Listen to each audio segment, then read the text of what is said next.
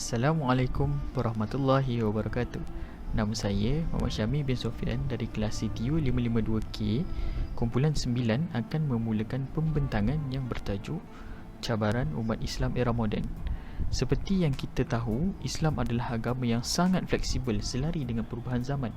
Sekarang ini kita dapat lihat perkembangan zaman yang sangat maju dengan hadirnya pelbagai produk teknologi. Maka yang diperlukan oleh seseorang Muslim itu yang hidup di era moden ini adalah Muslim yang mampu menjaga nilai tradisinya di tengah perubahan zaman. Bukan bererti bila hadirnya zaman baru, kita tolak sepenuhnya kerana tidak selari dengan zaman Rasulullah.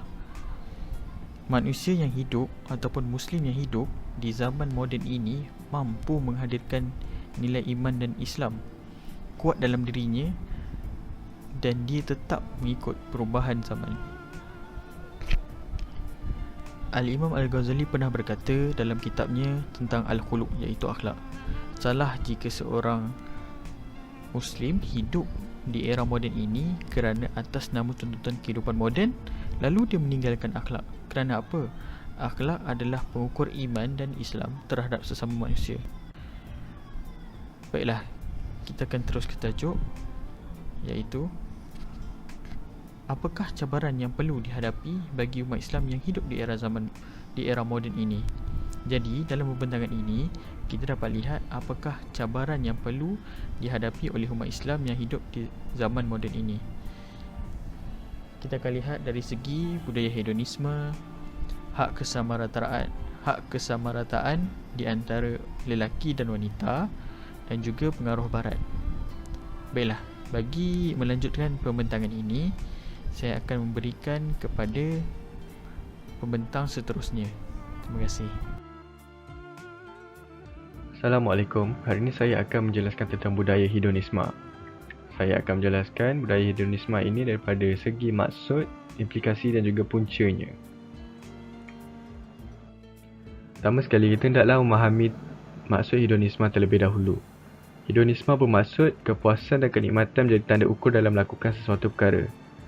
Seseorang yang mengamalkan falsafah dan fahaman hedonisme ini lebih cenderung untuk melakukan sesuatu perkara sekiranya ia dapat memberikan mereka rasa nikmat dan puas. Tetapi sekiranya perkara tersebut tidak akan mendatangkan rasa nikmat dan puas kepada diri mereka, mereka tidak akan melakukan perkara tersebut. Orang yang mengamalkan fahaman ini digelar sebagai hedonis, manakala sifat yang diamalkan oleh mereka pula digelar sebagai hedonistik. Terdapat dua jenis hedonisme. Hedonisme pertama ialah hedonisme psikologi egoistik. Ianya bermaksud manusia secara fitrah akan sentiasa memilih sesuatu perkara yang mampu memberikan mereka kebahagiaan berbanding penderitaan. Maksud hedonisme kedua pula iaitu hedonisme etika. Ianya berpendapat bahawa manusia sepatutnya bertindak untuk mendapatkan kebahagiaan dan menghindarkan kesakitan. Dengan kaedah ini, mereka dapat memperoleh kehidupan yang terbaik. Itulah yang mereka percayai. Implikasi hedonisme. Hedonisme juga mampu memberikan implikasi daripada segi ilmu pengetahuan dan kefahaman. Pada masa kini, kita lebih mudah untuk memperolehi maklumat menggunakan internet. Dan ianya bagus, tapi juga mempunyai risiko. Hal ini kerana, jika disalahguna, ia mampu memberi padah dan mencemarkan akal fikiran seseorang. Lebih-lebih lagi, ada di kalangan kita yang gemar memahami ilmu-ilmu duniawi berbanding ilmu akhirat. Perkara ini mampu mencemarkan pemikiran seseorang kerana tak semua ilmu dicipta manusia itu boleh diguna pakai. Kerana tak semua ahli ilmuwan ini percaya akan kewujudan Allah. Jadi ilmu mereka adalah cara mereka membuktikan bahawa segalanya berlaku atas dasar fakta sains dan bukannya kerana kehendak Allah. Jika seseorang itu tidak mempunyai ilmu agama yang cukup, sudah pasti mereka mudah untuk mempercayai ahli ilmuwan dan ideologi barat, lalu menyongsangkan pemikiran mereka tentang kewujudan alam ini. Hati juga mampu menjadi keras. Manusia yang mengamalkan falsafah ini menolak kebenaran dan sentiasa berada dalam kesesatan.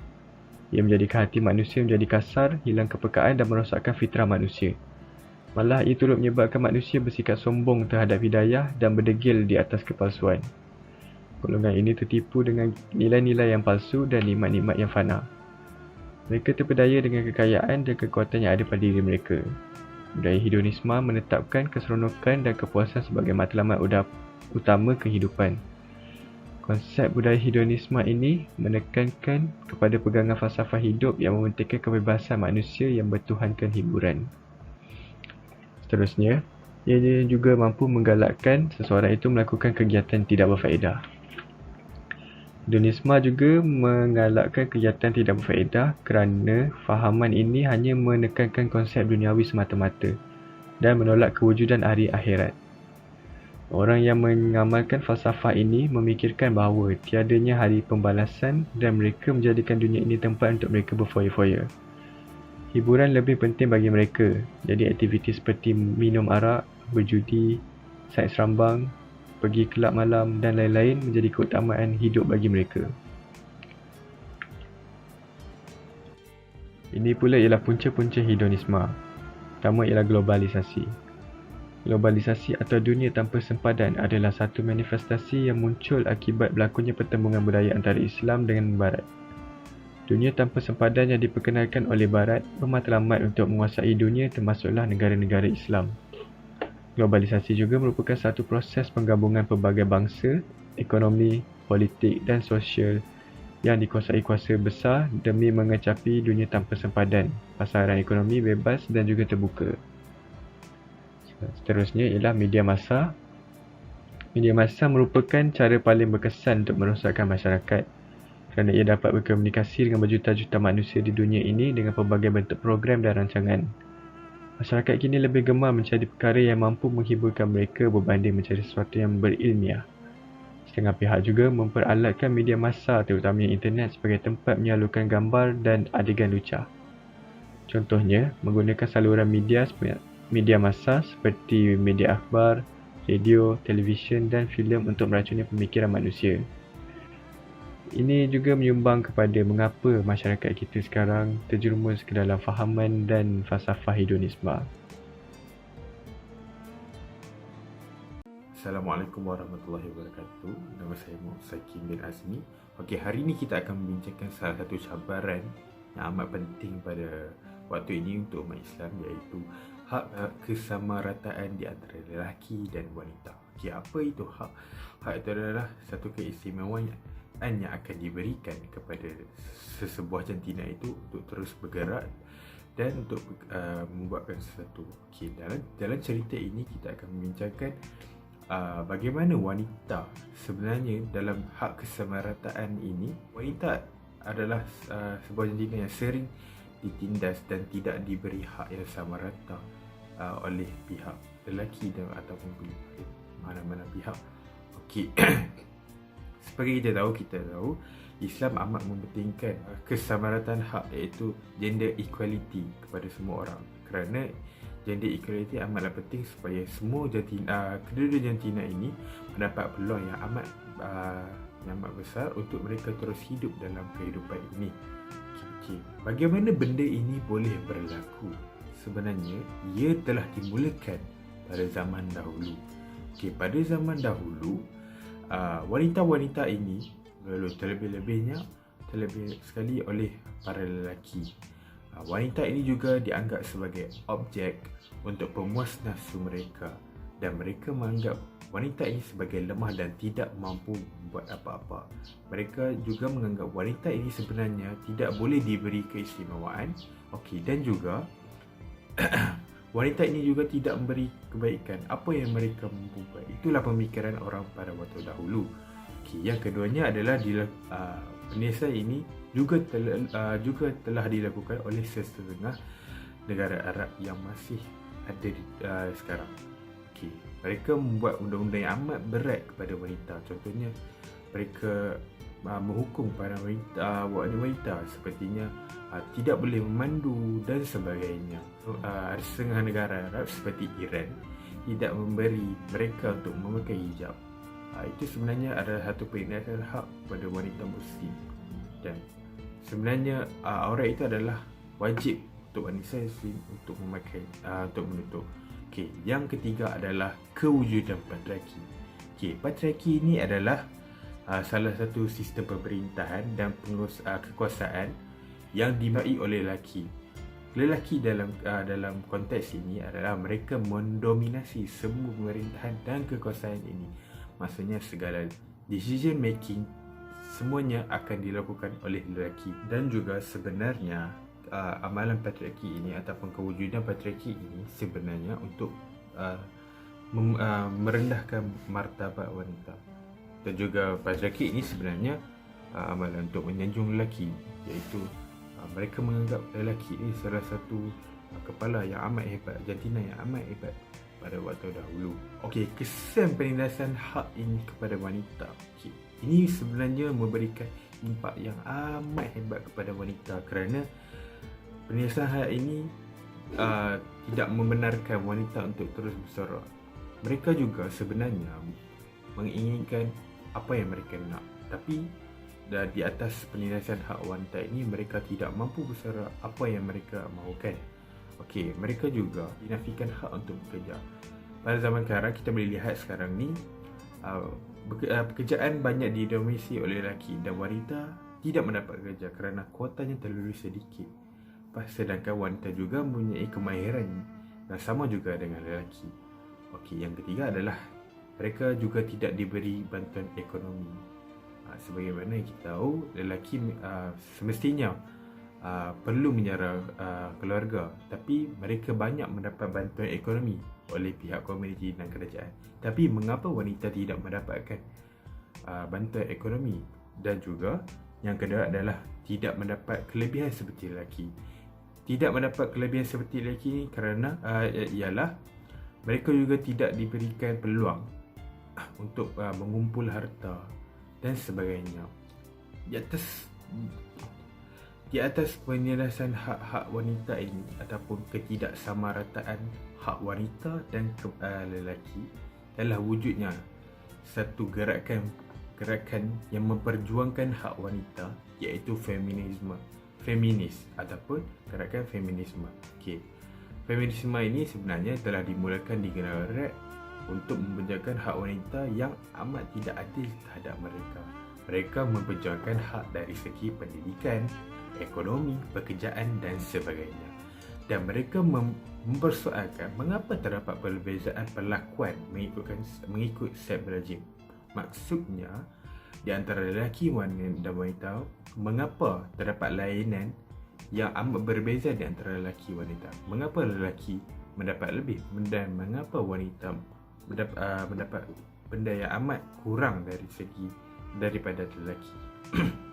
Dan mereka juga sekarang ini semakin merebak ke serata dunia kerana penindasan hak wanita ini sebenarnya telah berlaku hampir di serata dunia dan juga terutamanya di negara Islam.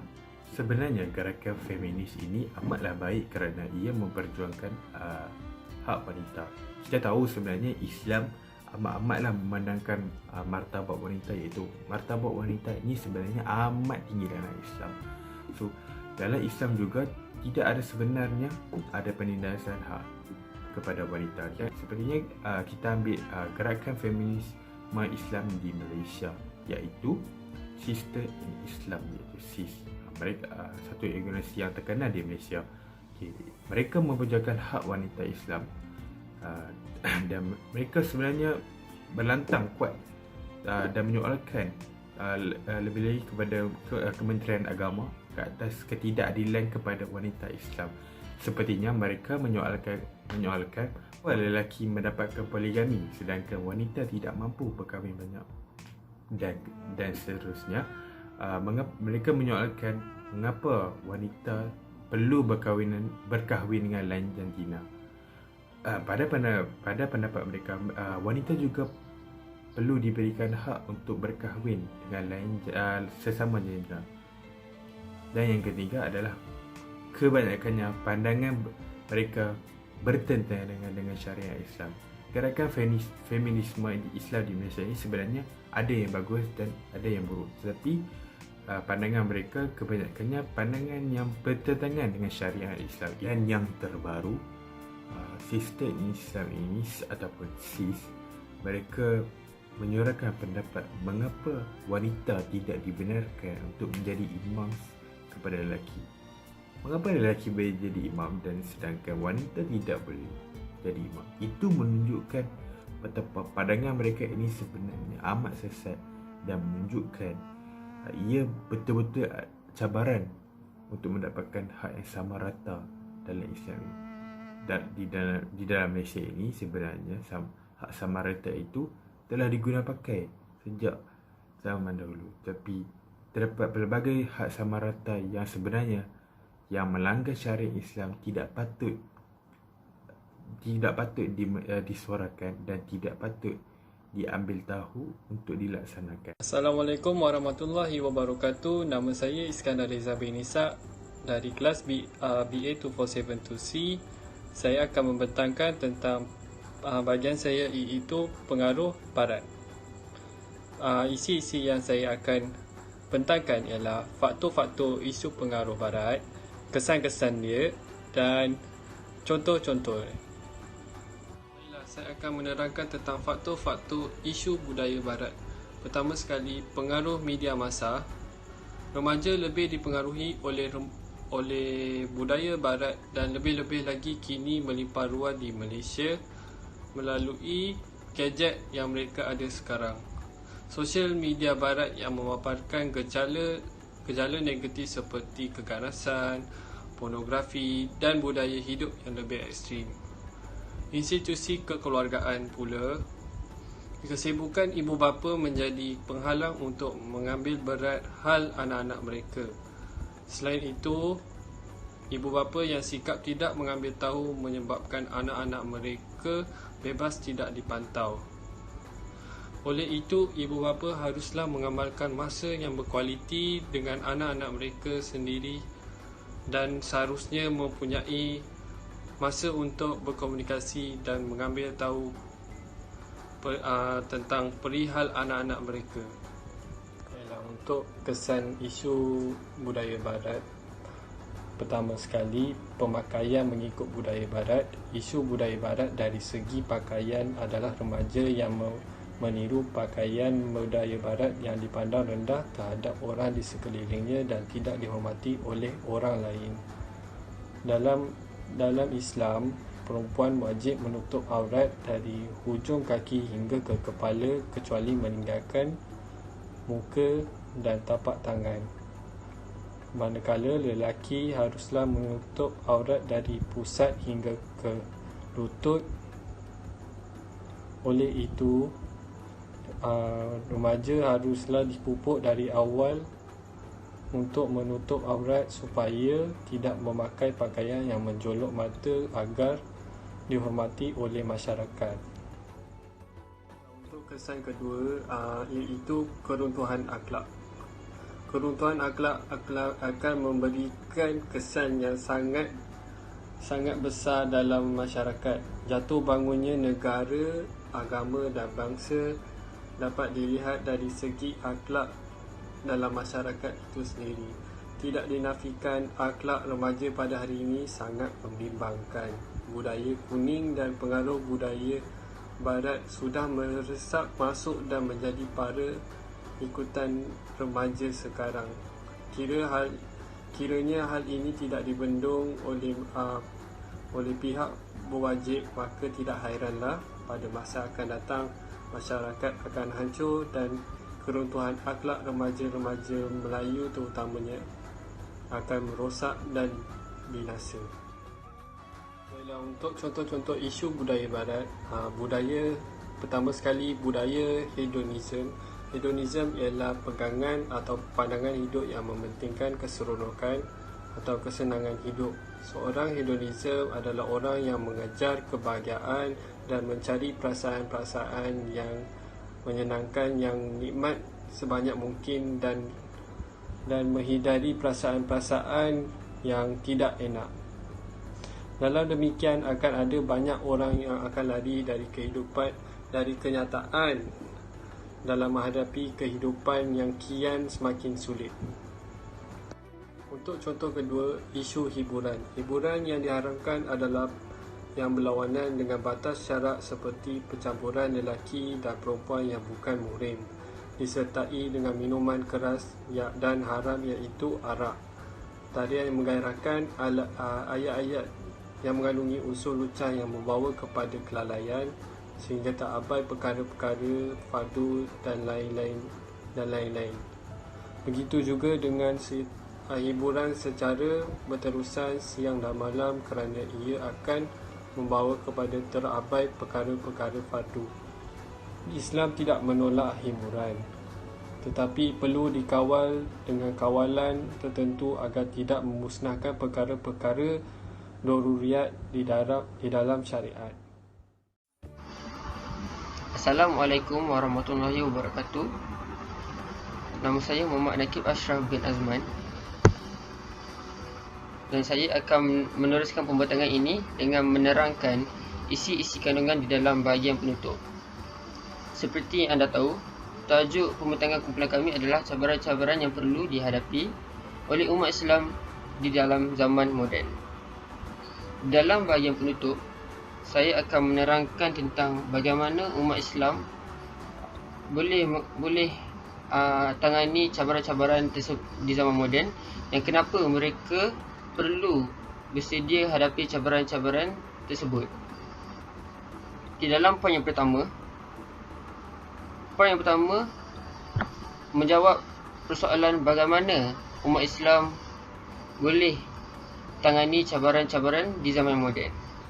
Okey, poin yang pertama adalah manusia yang lahir dan hidup di dalam era yang penuh dengan globalisasi perlu secara tidak langsung mengubah sedikit sebanyak cara kehidupan harian mereka mengikut selaras dengan komuniti masyarakat di seluruh pelosok dunia. Jika umat Islam tidak mengikut rutin harian masyarakat-masyarakat yang lain yang bukan Islam, ataupun masyarakat Islam tidak mengikut peredaran masa, maka kemungkinan untuk masyarakat Islam ditindas semakin tinggi kerana golongan-golongan bukan Islam akan menganggap umat Islam adalah golongan yang tidak mengikut zaman. So, jadi disebabkan itu, umat Islam perlu mengikut peredaran masa dan mengubah sedikit sebanyak cara kehidupan harian mereka mengikut ajaran-ajaran Islam yang tidak melanggar apa-apa larangan Allah Subhanahu Wa Taala. Okey, poin yang kedua pula akan menjawab persoalan tentang kenapa kita perlu kita sebagai umat Islam perlu tangani cabaran-cabaran tersebut. Okey, di poin yang kedua, semua umat Islam di dunia perlu mengikut peredaran masa dan budaya di setiap negara yang didiami supaya tidak ditindas oleh golongan-golongan bukan Islam. Okey, poin yang ketiga pula berkait rapat dengan poin yang kedua, kerana terdapat pelbagai cabaran yang perlu dihadapi oleh umat Islam secara sedar atau tidak sedar yang boleh membuatkan runtuhnya iman di dalam seorang diri Muslim dan Muslimah. Jadi umat Islam perlu mengikut peredaran masa dan budaya di setiap tempat yang mereka menetap supaya mereka golongan Islam dan golongan-golongan bukan Islam akan hidup dengan secara harmoni dan tidak membuatkan orang-orang Islam tidak ditindas. Okey, terdapat pelbagai cabaran yang perlu dihadapi orang Islam di dunia moden. Antaranya adalah Islamofobia, budaya hedonisme, hak kesamarataan lelaki dan wanita serta budaya dan pengaruh barat.